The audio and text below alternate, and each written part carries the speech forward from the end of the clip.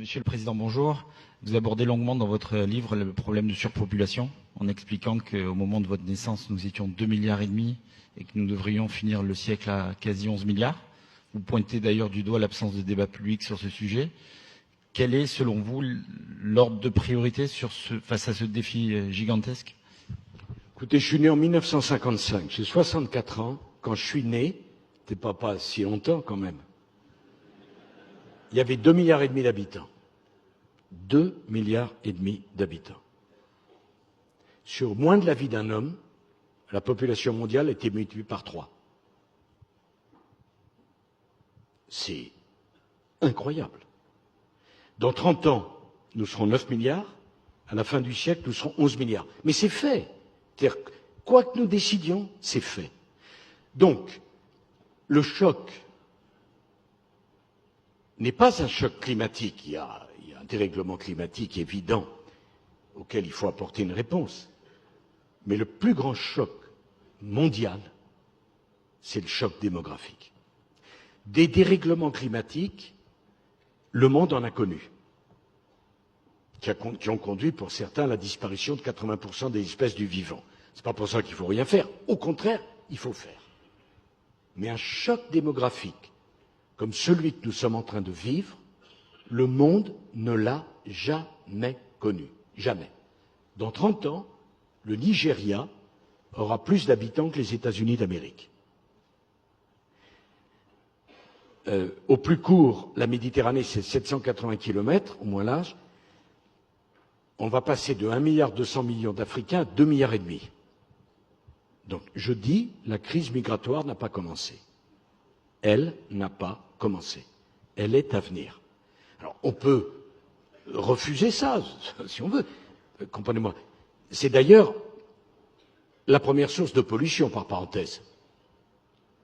Parce que vouloir promouvoir le développement durable sans poser la question de l'explosion de la démographie mondiale, ça n'a aucun sens. Je ne sais pas si vous avez été à Lagos, qui n'est même pas la capitale du Nigeria. 22 millions d'habitants. Donc si vous pensez qu'avec le tri sélectif, on va régler le problème de Lagos, c'est que vous n'y avez pas encore été à Lagos. Parce que ma voisine dit ça aidera, certainement. Mais je voudrais vous dire une chose, 22 millions de gens qui consomment bien, ça fait plus de dégâts qu'1 million qui consomment mal.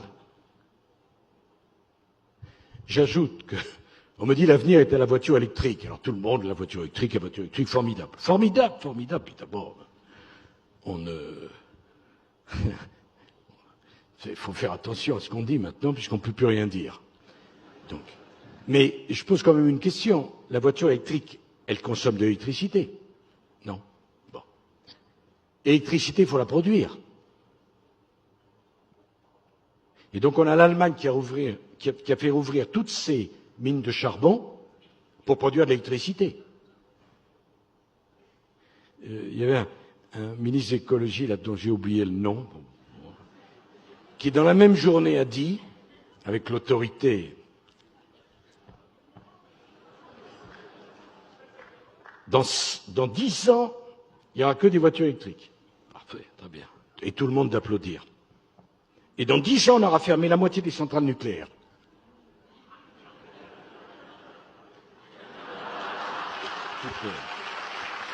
Parce que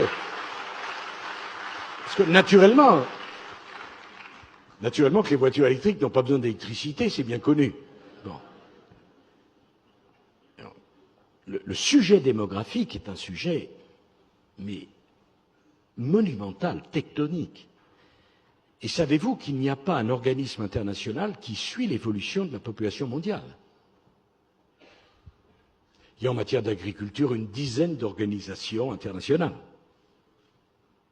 Est-ce que vous ne pensez pas qu'il conviendrait de toute urgence de poser les bases d'une organisation mondiale qui suivrait l'évolution de la démographie mondiale?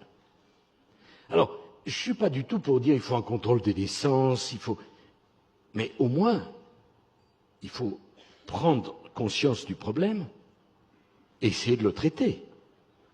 Déjà qu'on ait des éléments statistiques viables. les Chinois, et on ne peut pas leur donner tort, ils n'ont plus les moyens de payer leur retraite, viennent de décider qu'on ne mettrait plus en place la politique du un enfant.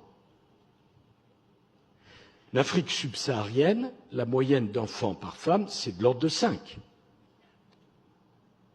Donc, si on n'agit pas très rapidement, on va au-devant d'une catastrophe extravagante. La question, combien d'êtres humains peuvent-ils vivre en même temps sur cette planète? C'est un sujet... J'entends bien les difficultés, le désir d'avoir des enfants, ce que ça peut représenter. Mais est-ce qu'on ne voit pas que toutes les espèces du vivant, un jour, ont vocation à disparaître par surpopulation ou par appauvrissement des ressources? Et est-ce qu'on pense que pour nous, les humains, ça ne se posera pas? Et je suis assez fasciné de voir, à juste titre, la discussion sur le climat et la gêne quand on discute de l'évolution de la démographie mondiale. Alors je vois là, cette jeune Suédoise si sympathique et si souriante. Tellement originale dans sa pensée. Mais la question de cet organisme qui suivrait l'évolution de la démographie mondiale, de la réflexion que nous, les Occidentaux, on doit avoir avant les autres, parce que l'écart entre nous et l'Asie, non seulement ne s'arrête pas, mais ça croît encore. Puisque c'est 4 milliards 800 millions, mais demain, ça sera bien plus. Et dans la foulée, je pense que l'Europe doit de toute urgence se réunir avec l'Afrique pour décider d'un plan d'infrastructure monumental en Afrique, pour essayer d'augmenter le niveau de vie de l'Afrique, parce qu'il semble, je dis il semble, qu'il y ait une corrélation entre le niveau de développement et l'explosion de la démographie. Il semble, enfin en tout cas, c'est ce qu'un certain nombre de gens disent. Et c'est vraiment les sujets passionnants de demain et extrêmement difficiles. Je n'ai pas les solutions, naturellement. Mais ces sujets-là, ils sont tectoniques. Merci beaucoup, Monsieur le patience. Président.